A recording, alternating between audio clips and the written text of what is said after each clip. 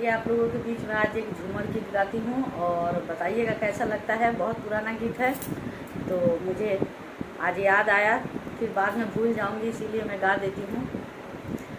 आर्य पेन्हब में झीली रे सरिया सयवाला गाय, आर्य पेन्हब में झीली रे सरिया गोटावाला गाय, टटिया के ओते देवर हो मारे ले निशान, आर्य पेन्हब में झीली रे सरिया जड़िया लगाय, टटिया के ओते देवर हो मारे ले निशान, टटिया के ओते देवर हो मारे ले निशान।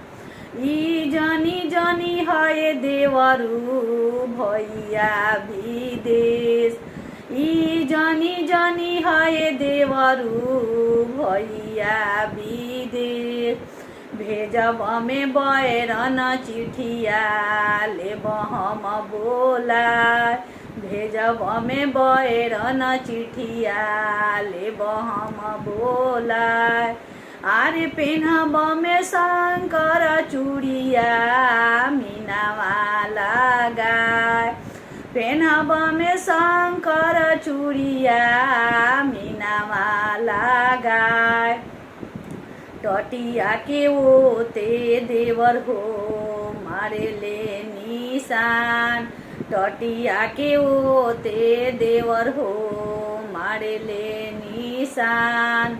ई जनी जनी है देवरू भैया विदेश, ई जनी जनी है देवरू भैया विदेश, भेजब में बैरन चिठिया लेब हम बोलाय, भेजब में बैरन चिठिया लेब हम बोलाय। धन्यवाद, थैंक यू।